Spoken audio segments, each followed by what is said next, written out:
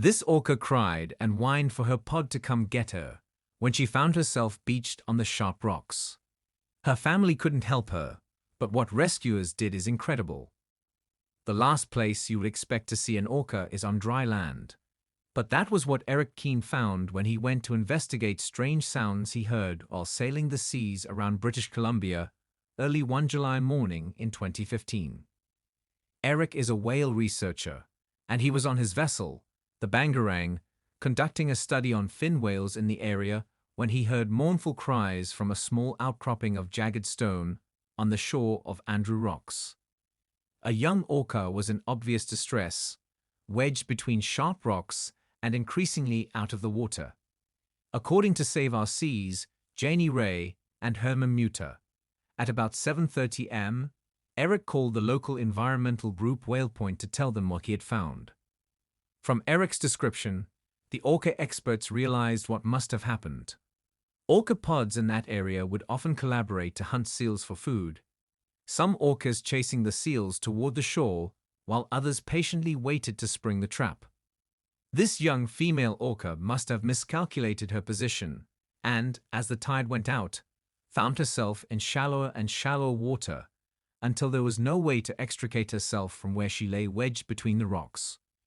She was bellowing for help, obviously scared and probably in pain, when Eric fortunately sailed nearby.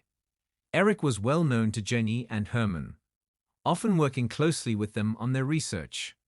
They were traveling back from Hartley Bay toward their base when he alerted them to the young orca's plight. Janie and Herman knew that time was of the essence, and that they would need all the help they could get.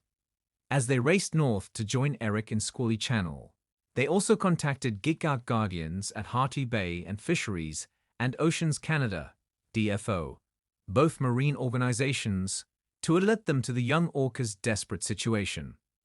Meanwhile, Eric and his crew approached the orca to see whether they could help her get off the rocks. They did not get too close to her at first to avoid startling her and causing her to hurt herself while possibly trying to get away. The reality of the situation was that if they had tried to lift her off the rocks or pull her, they would have injured her very badly because the rocks were covered in barnacles, which could have cut her skin. As it was, she was bleeding a little from her pectoral area and her tail.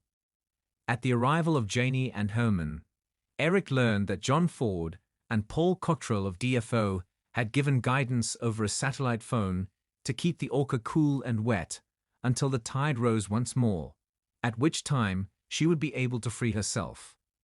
The tide, however, would not rise again for another 8 hours, and so the marathon rescue began. When they first approached her, the orca was obviously anxious about what their intentions might be. To be trapped and in discomfort and surrounded by humans must have been pretty scary for a young killer whale. Her breathing was quick and shallow, and gravity was obviously making it harder for her. Eric ingeniously put together a makeshift water pump from a hose and some duct tape and went to the backside of the island, where he worked the pump for Herman, who used the hose to soak the orca with cooling seawater. All of the rescuers soaked sheets in seawater and placed these gently along the length of the orca's body. As they worked, the rescuers noticed that the orca's cries were quieting down, and her breathing was becoming calmer. It seemed the humans had won the orca's trust, as they were the ones comforting her, while her own family could only stay in the waters nearby and call to her. The rescuers took turns to pump the seawater over the young orca, and to replace the sheets covering her with freshly sea-dipped cooler sheets. They could see that the orca calf's dorsal fin was getting dry, so they used a pillowcase from Eric's boat to wet with seawater and cover the fin. All morning, the weather had fortunately been gray and overcast. However, as the sun rose to its zenith at noon, the cloud cover dispersed, and the heat of the day began in earnest. Everyone worked tirelessly to keep the orca cool and wet, working in shifts. The humans carefully took care of the orca as if she had a fever, replacing the drier, warmer coverings for cooler, wetter ones, all the time dousing her with seawater from the pump, making sure she would not dry out from the heat of the sun. The rescuers could not help thinking how bad things might have been for the young female orca had Eric not heard her cries. Until this point, the rescuers had not placed anything over the orca's head, as they did not want her to panic. Her sight suddenly taken away, she could have felt even more vulnerable. However, the fierceness of the sun made it absolutely necessary to protect the orca's delicate skin from the heat and dryness.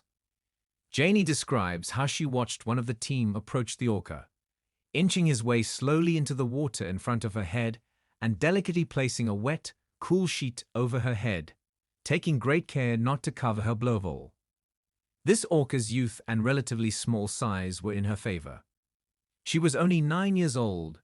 The average life expectancy in the wild is between 30 and 50 years, and around 7,000 pounds, 3,175 kilograms in weight.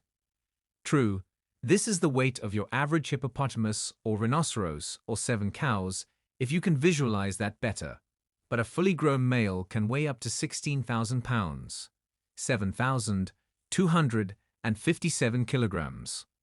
Had this beached orca been older and bigger, the pressure on her lungs would have been greater, and she may well not have lived until the next tide.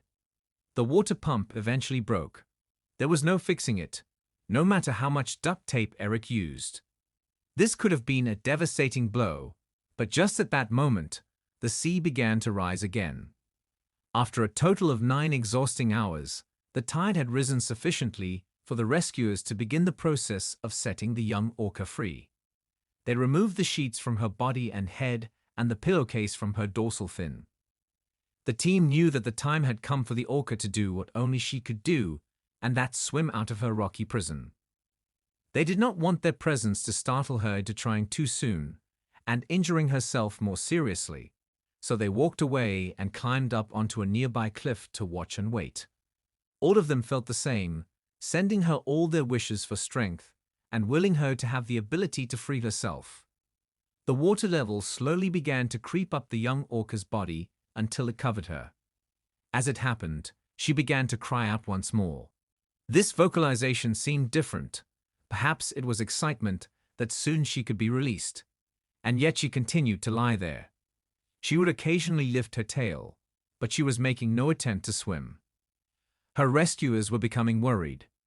They wondered if something was wrong. Perhaps she was more badly injured than they had thought.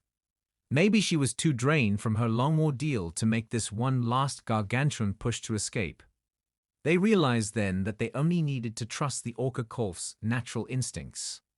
By moving her tail, she had been testing the depth of the water, and when she knew that it was safe and that she would not risk harm, she suddenly struck out in 2 huge thrusts. Free of the rocks, she sped through the sea. From where they stood watching from their boats and on the rocks all around her, human rescuers screamed, "You go, girl," and cheered in exhilaration and relief. They had done it. It had taken more than 9 hours of hard work and tender care. But they had managed to keep the young orca alive, and well, until she could return to her pod once more. Eric had placed a hydrophone into the water and was able to play the rescue as the orca's song, as she vocalized over and over, calling for a response from her family. For a while, her voice was the only one. Eric and his fellow miracle workers experienced a moment of concern and doubt. Where was the young orca's pod? Had they given up on her after such a very long time on land? Had they sadly swum away to mourn her loss? As faint replies to the rescued orca's cries started to become audible from some distance away, a wave of relief washed over the waiting listeners. The young female evidently heard her family's replies too, as she swam in the direction of their transient calls, speeding away in joy and the thrill of release. The team of human rescuers stood together in their shared emotions.